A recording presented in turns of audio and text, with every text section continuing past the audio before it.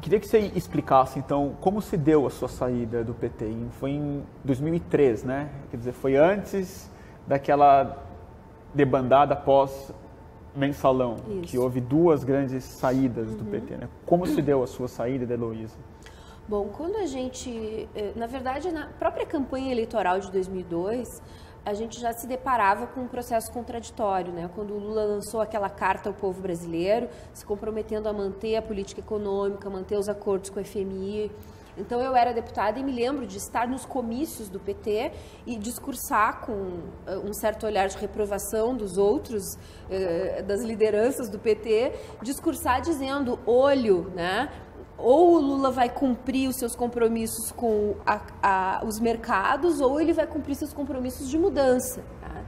E, de fato, quando ele vence, isso se confirma a partir do Henrique Meirelles no Banco Central, né? A partir do Sarney na presidência do Senado, das alianças, né? Que se conformaram ali, resgatando essas velhas oligarquias.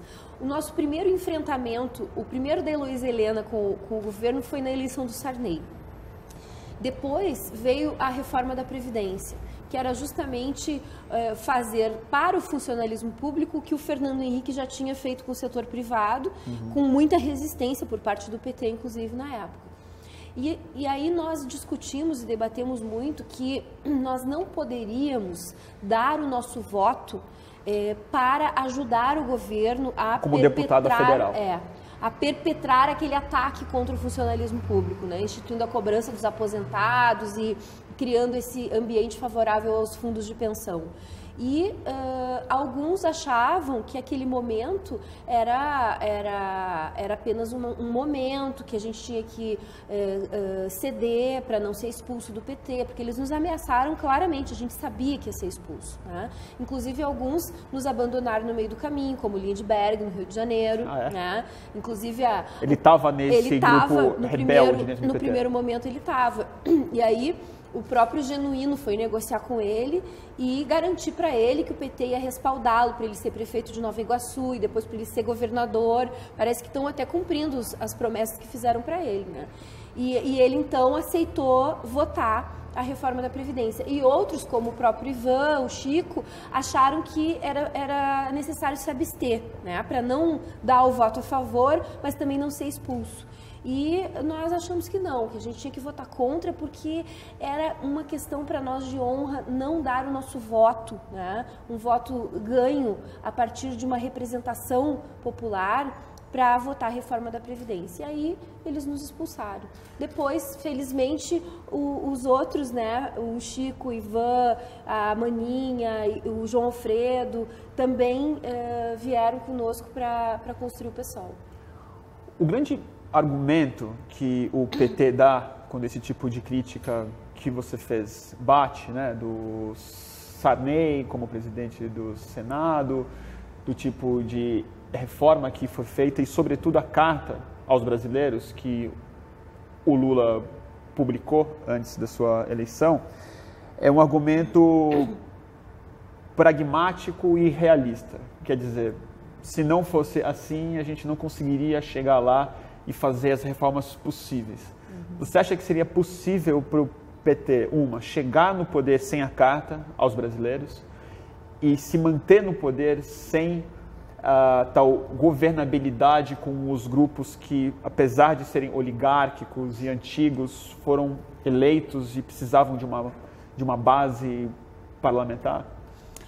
Eu acho que é difícil dizer, né, categoricamente que dava ou não dava. Eu acho que o Lula tinha um grande prestígio naquele momento, tá? E muitos, inclusive, durante a campanha, nos diziam, não, mas ele está fazendo isso só para poder ganhar a eleição. Depois, quando ele estiver lá, eu escutava muito ele isso. Ele vai fazer as coisas que têm que ser feitas, né? Então, ele poderia ter feito essa jogada, né, de mentir antes e depois fazer o que tinha que ser feito, mas não foi assim que funcionou. Até porque, se tu chega no poder sem as condições objetivas para fazer as transformações, tu acaba tendo que te adaptar às estruturas vigentes. Né? É isso que eu te pergunto. Foi isso que aconteceu. Então, eu te devolveria a pergunta da seguinte maneira: vale a pena chegar no poder, tá? E desmoralizar a esquerda, como o PT desmoralizou, fazendo mensalão, fazendo o balcão de negócios das emendas parlamentares, mantendo a política econômica atrelada aos interesses do mercado financeiro, em troca de alguns programas sociais que foram efetivamente importantes, Bolsa Família, ProUni, eu acho que são programas extremamente válidos, mas que foram possíveis num momento de crescimento econômico, né? Porque eles fizeram uma certa distribuição de renda sem atacar os interesses poderosos, né? Sem atacar os interesses dos bancos, do agronegócio, né? Das grandes empresas, porque havia um crescimento econômico. Agora que tem a crise, o que eles vão fazer? Eles vão, essas bordas do bolo que eles distribuíram, eles vão ter que tomar de volta, né? Então, todos esses pequenos avanços que foram conquistados correm o risco de retroceder, justamente porque a situação econômica vai exigir do governo ajuste para se manter de bem com os mercados e não vai ter, então, a condição de fazer esse enfrentamento que deveria ter sido feito desde o início para que se pudesse ter uma situação de fato de mudança estrutural. Entendo. Mas o que eu te pergunto é se você acha que os projetos passariam na Câmara?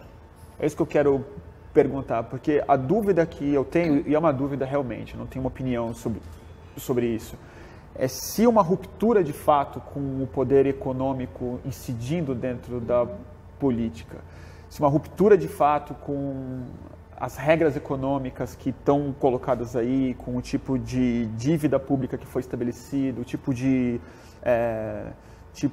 lucro que foi estabelecido também, se uma ruptura com isso não requer um processo parecido com o revolucionário, se não revolucionário em si.